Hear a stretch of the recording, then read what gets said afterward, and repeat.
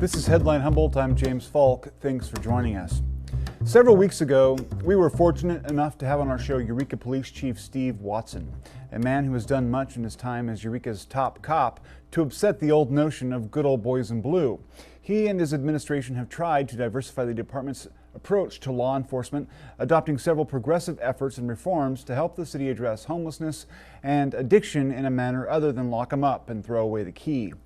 As the world now knows, I'm a recovered heroin addict myself, and I intimately understand all the nuances that can go into addiction, mental illness, and homelessness. Jail for most of these folks is not the right answer. Watson, over the last several months and years, has received ample credit for these efforts to apply a more humane and dignified approach. So it was doubly shocking this past week when two officers from his department were outed for having exchanged a number of offensive, demeaning, and frankly disgusting text messages that belittled and dehumanized women, homeless people, and drug addicts. Their low and cynical humor at times was even directed at a COVID-19 patient, as well as a female EPD co-worker who was apparently in training. If you're watching the show on YouTube, you can click on a link in the description that'll take you to the original Sacramento Bee story to read the comments. We won't repeat them here. Given that we just had Chief Watson on this program touting his accomplishments and largely lauding his department, we felt it necessary this week to ask him back to explain what he knows of the situation and what he plans to do as a result. But before we get to the chief, we have an important interview with Ryan Aylward of the National Weather Service and Samantha Karges from the Humboldt County Sheriff's Office to talk about the upcoming tsunami test. This dry run, complete with all the bells and whistles that have been deployed to let us know when a tsunami is on its way, will happen on March 24th. And we'll talk about what they're hoping to see and how the system has already proven to be a lifesaver. And as for COVID-19, remember that? Our county's efforts to vaccinate residents continues to accelerate. More than 43,000 doses have now been delivered. Next week, the county will receive upwards of 5,000 additional doses, another big step toward herd immunity. As you can tell, we've got a full show tonight, so let's get to work. Now the interview. National Weather Service meteorologist Ryan Aylward and Samantha Karges from the Humboldt County Sheriff's Office are here tonight to talk about the upcoming test of the North Coast Tsunami Warning System. Thanks for beaming in this evening, guys. Thanks for having us. Great. Yeah, glad to be here. So let's just start with the basics. What is this test going to look like for people on the ground? That's a great question.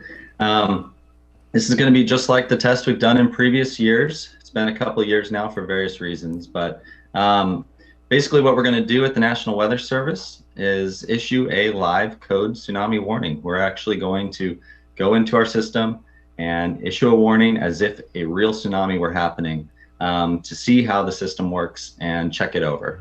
It's checking over the communication system throughout the county, throughout Del Norte County and Mendocino County, so the 3-county area.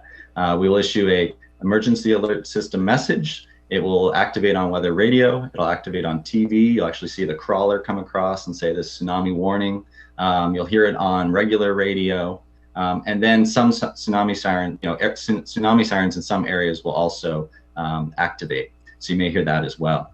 The big key here is that this is only a test, and we want to emphasize that it's only a test. You may see on TV the crawler go across and it'll say tsunami warning, but the voice will say this is a test of the system. So we just want to emphasize, if you see this come up on TV and the sound's off or something like that, don't worry. On March 24th, between 11 a.m. and noon, it's only a test. Okay. Now, Samantha, you're with the Sheriff's Office. How does the Sheriff's Office work with the National Weather Service to pull this off? Yeah, so the Sheriff's Office oversees our Office of Emergency Services for the whole county. And so we've been in close coordination with Ryan and the team over there at NWS. We're also going to be issuing a Humboldt alert, so testing our county's emergency alert system at the same time that NWS starts their tsunami warning test as well. So we're able to test out our system and make sure that everyone's receiving important emergency communications from the county as well. Awesome. Now, one of the things that occurred to me just now as I was asking the question is that, we have the normal tests of the EAS system, and it's clearly a test. It says so on the television when it's, making that awful racket. We have the tsunami test, which is going to be everything like the real thing, except it's going to be saying, I think, audibly that this is a test. What's going to be different if there's an actual emergency that people will be able to look at and say, this isn't a test, this is the real deal? How will people be able to verify in their minds that something is actually going on? Oh, that is a great question. Yeah, because there's so much testing that goes on, and then you have that real event that just comes out of the blue, right? Yeah. So yeah, in this case, the main difference will be that the audio will not say it's a test. It will be clear that this is a real event. So that's the big difference. Other things will also be happening. So we're not going to test every single element of the tsunami alert system or emergency alert system with this test. Gotcha. There's another step that isn't going to happen, which is the Tsunami Warning Center isn't going to be issuing the initial message. Okay. When they issue the initial message, it's going to go to the internet. You're going to get it onto your smartphone app. You're going to get the wireless emergency alert message to your phone. It's going to end up on the national news. I mean, it's going to end up everywhere, right? So that's the big difference. Plus, the message from the county is going to be saying, this is the real deal, right? It's going to be a different type of message. This time it's going to be letting you know, hey, this is a test. Don't worry about it, right? Yeah. And then the sirens will blare. Additionally, in a real event, we'll blare the sirens again as time goes on. So it's going to be this kind of continuous thing. And this is all I want to emphasize. This whole test is about a distant source event. We're talking about something that's happened in Alaska or Japan or Chile, and the tsunami wave has many hours to get here. We have time to go press the button, turn on the whole system, and alert people. It's very different if it's a local source event. You have that earthquake here, where the earthquake itself has to be your warning, and the tsunami wave may come in as little as 10 minutes. Yeah. So it's a very different event. So someone needs to be proactive if there's an earthquake and it's a large one, or maybe even just a sort of medium to large one. They need to be aware that in the next few minutes there may be surging water. Right. Yeah. If you feel an earthquake, it lasts for a long time. The key is a long time. Okay. That's the sign that this could be a tsunami generating earthquake, and that's your sign to get out of the tsunami zone. Okay. Now, Samantha, when we were talking before the show, you said there are some opportunities for people to volunteer if they want to get involved in reacting to an emergency situation like that. And in particular, you mentioned CERT. Can you describe what that is and how people might get involved? Sure, yeah. So CERT stands for the Community Emergency Response Team. And so we have CERT Humboldt County. And this is a group of trained volunteers who know the basic disaster response skills. And this is a group that we call on in times of need to help with a variety of different things that the county might need to take the pressure off of our first responders. So, they can do fire safety, light search and rescue. They've helped with our COVID response by doing deliveries of PPE and different things like that. They've helped with our wildfire response this year, answering phone calls from the community. So they really can be plugged in anywhere needed during a response, making things flow so much more easily. So we really recommend that if you are interested in helping during an emergency, if you even if you don't have the skills but you have the interest, you can definitely contact CERT, sign up, and get the training. They'll provide it fully to you. Information for that, you can find it on HumboldtCert.com. Excellent, excellent. Now, I mean, basically you're running a test, and that implies that it's going to be graded in some sort of way. What are you looking at in terms of the performance of this, and how do you judge whether or not it's been a successful run? Right. Yeah, that's a great question.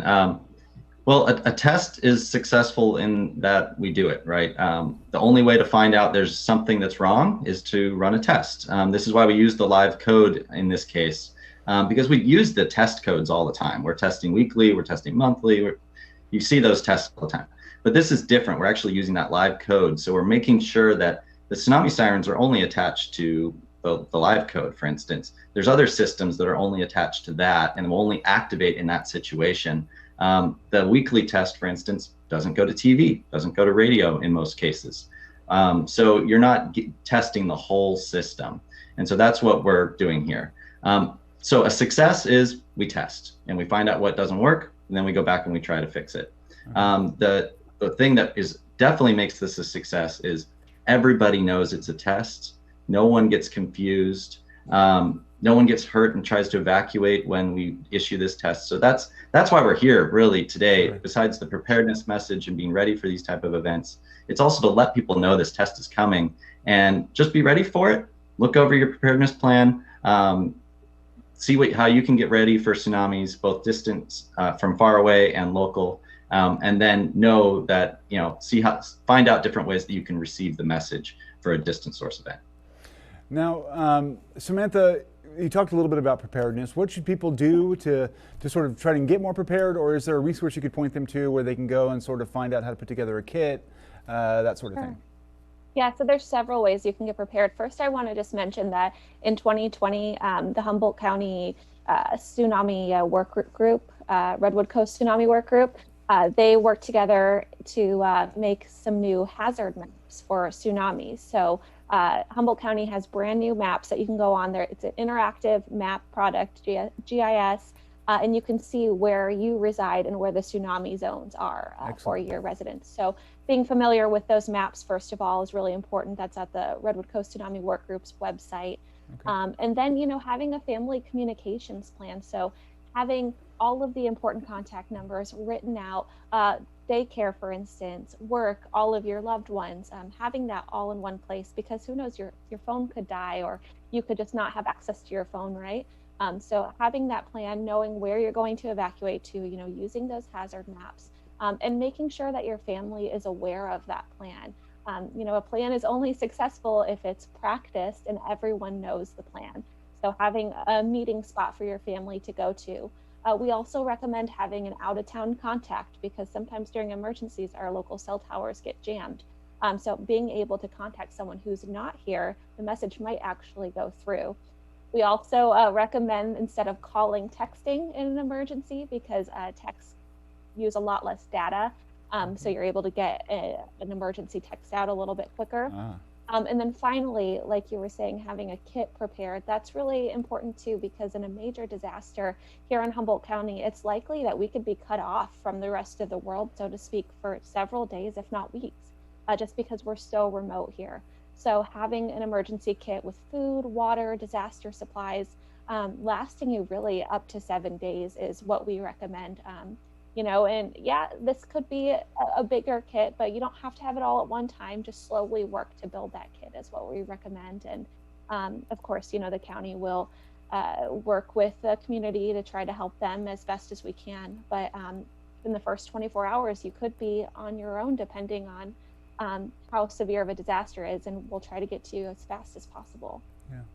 Ryan, in our last 90 seconds, you mentioned before that you haven't been able to run a tsunami test in the last couple of years. Can you briefly run us through sort of the, I don't want to say comedy of errors, because they were, serious situations, but fate has been working against you in 2019 and 2020 about running this test. Is that not right?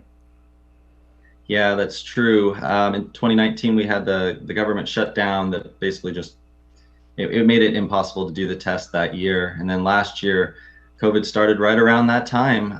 And so it just was not the right time to be turning on sirens when all the stress of that was happening. So we haven't been able to do it for a couple of years. So we're really excited to be able to do this test and look everything over and really see if there's anything that we need to fix. This is the only way we can do it, is test everything. So yeah, the test is March 24th. There's a graphic from 11 a.m. to noon. Yeah, go ahead. And okay, yeah, I was just gonna say it's next Wednesday. So really just be ready for it, and remember that it's only a test. Absolutely. Well, I want to thank you guys for taking the time out to come down and talk to us about this, and hopefully we can help get the message out. If you hear the sirens, don't react, don't call the police, just to know it's a test, and admire the abilities of our emergency systems in protecting us all. So thank you guys. Excellent, thank you. Have a good night. You too. Good night. Shortly after the story broke this week that 2 Eureka police officers, Sergeant Rodrigo Reyna Sanchez and Officer Mark Mefta, had exchanged a long series of offensive text messages back in 2020, we sat down with Chief Watson to discuss the situation and determine how the department would move ahead. Again, if you're watching this show on your YouTube, check the description for a link to the original Sacramento Bee story. I hope the community sees, kind of like you touched on as we began, the great effort that we have truly put in over the last few years to change the culture, our attitudes towards our community and policing. And that's no knock on many people who have served very honorably in years past. But let's face it, we've had some things in the past that we've had to own. And I think that's the key here. I can't go jump in the DeLorean time machine and go back to January of last year and prevent this from happening. But what do we do now? How do we go forward? How do we handle this? And it's exceedingly complex and very simple. And that is that we have to own this and hold ourselves to the accountability that I have been preaching for the last nearly 4 years. And I just saw a sign of that today that's deeply encouraging and shows me the progress we're making in the face of this deplorable incident that happened last year. And that's that the Eureka Police Officers Association just released a very strong statement condemning the speech. And that has never happened in the history of EPOA, to my knowledge, because it's a fine line. They represent their membership. But in this case, again, that should be out to the public, the media shortly, if it's not already. And to me, that shows a cultural shift that's taking place. And I don't want to minimize, and I will not minimize or excuse the behavior that took place, the attitudes that were reflected in that absolutely unacceptable, demeaning speech. But I know in my heart, the great majority of the men and women that work here, they're upset. I've already heard that. And this makes them look bad in our profession as well. It doesn't represent who we are or where we're going. But at the same time, it happened. And we're not going to hide that. We're gonna fix this. We're going to do the right thing. We're going to show our community that we are committed to this process. We don't think we've arrived. We know we have work to do, and that's obvious. But it's about continual improvement, and we will honor the community's trust and faith in us. There's also a perception among some in the community that told you so. Like they believe that a lot of police officers have these thoughts or these prejudices or biases or whatever you want to call them. How can you assure the community that you would be aware of it if there are other members of the department on other squads or whatever who have the same sentiments? Is there any way that you can, obviously these were on private phones, so it's not something that you can go and say, hey, give me your phone, I'm going to look through it. But is there anything you can do to assure people that that's not the case? Well, look, I can't get inside everyone's mind, but what I can do is what I see and what I can discover, deal with it. And the expectations for the city of Eureka and Eureka Police Department are crystal clear. This kind of conduct will not be tolerated. We've held people accountable over the past several years, and we'll continue to do so if and when this occurs, and including as appropriate in this case, once we get our complete investigation done. I don't want to delve down the path. Someone has suggested to me, including the reporter that broke this story, about the banter aspect, and someone else that has counseled many first responders, including emergency workers, for instance, about the stress and how it comes out in inappropriate gallows humor, with no intent to act. Okay, I get that. And the reality of our profession there is a lot of stress and there is gallows humor. But at the end of the day, I cannot condone this kind of speech. And again, the underlying attitudes it represents, regardless of what the intent was. And so that's a standard we're going to hold to. We will continue to be vigilant. We're already providing our entire department, and this is on an ongoing basis, with procedural justice and implicit bias training. And we'll double down on that and continue. Training's just one part, but holding our supervisors accountable to hold our members accountable for their speech and their conduct. We'll continue to drill down on that. And I'm going to look for every teachable moment I can find to bring this home. And quite frankly, this is a huge teachable moment. We have ownership and accountability we need to take care of, and we will. But at the same time, people are watching and learning from this. And again, I can tell you the temperature in the department right now is a deep level of disappointment and even anger over what was brought forward. It makes them all look bad, and they realize that, and they know they've worked hard.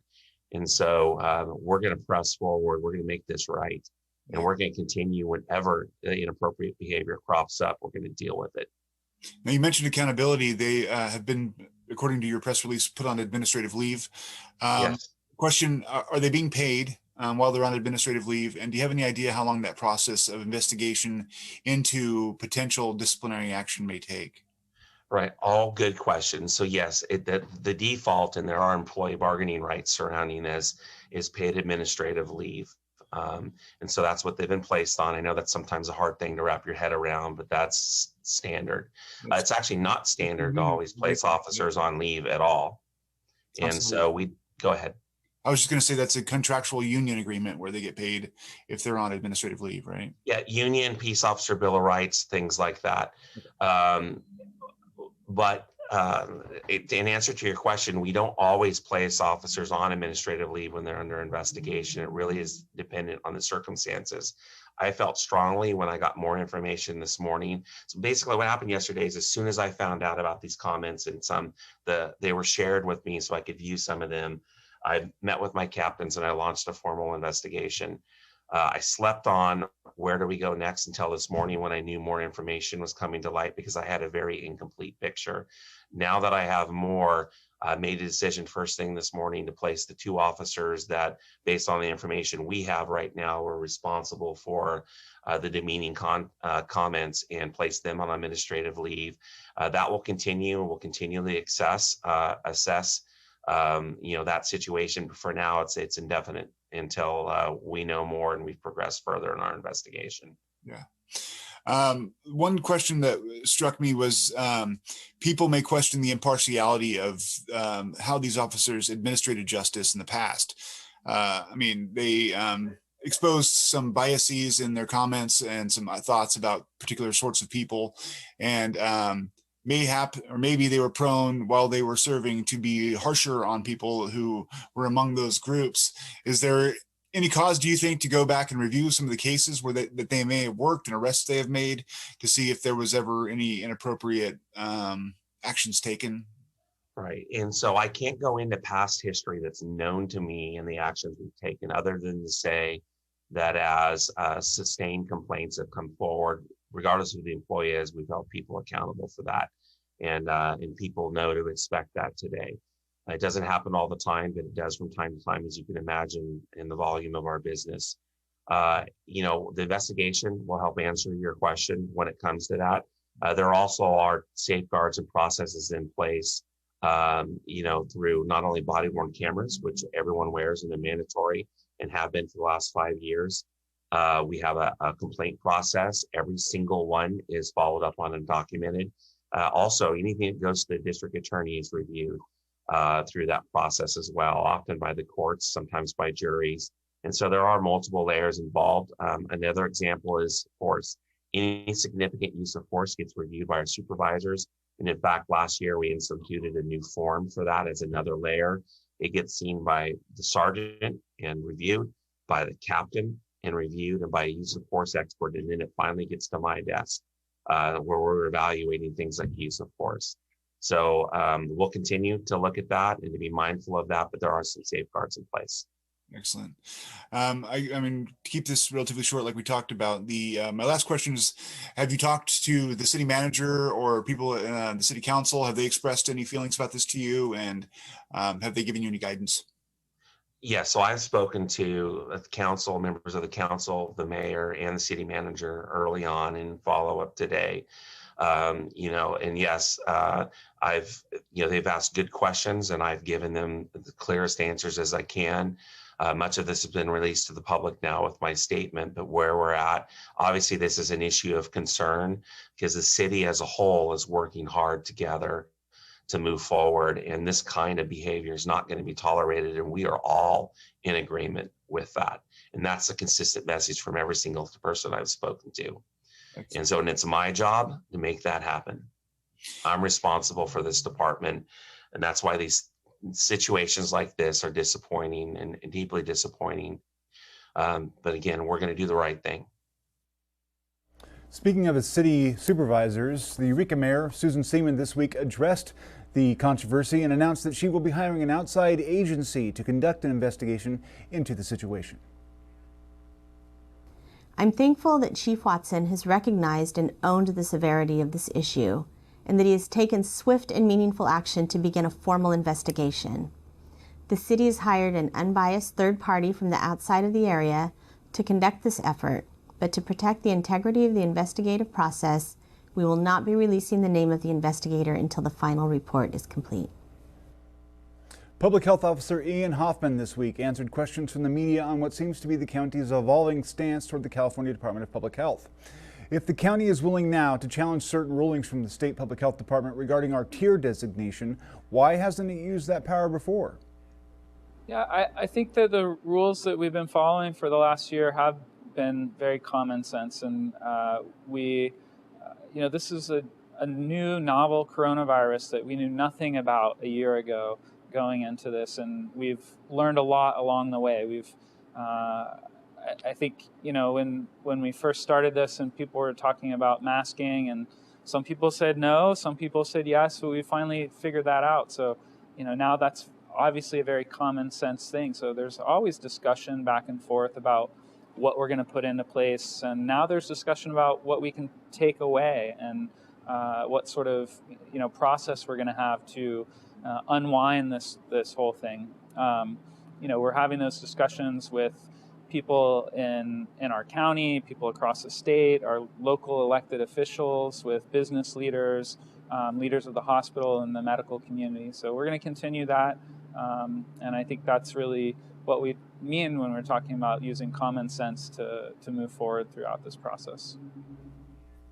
In recent weeks, Hoffman has said both that we may be in store for an additional surge in cases and that we've reached a point of palpable change in this pandemic. He was asked if these two statements weren't, in fact, mutually exclusive. This is about a balance here, cautious optimism with a little bit of skepticism. We definitely feel a change. We're getting vaccine out there. We're seeing the case counts go down. However, they haven't continued to go down. We've plateaued, so we want to be cautious.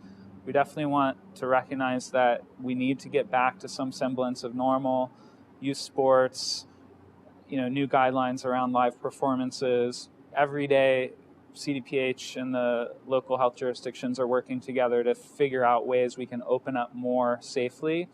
But it's a balanced process, so we need to be patient, and we're going to constantly watch and vigilantly watch for any reemergence of the disease, the new variants that could also cause a surge. That's all the time we have for tonight. Thanks for joining us. This week, Humboldt County COVID-19 death toll rose to 35 when a woman in her 70s succumbed to the disease. We offer our sincerest condolences to her friends and family. Stay tuned, stay informed.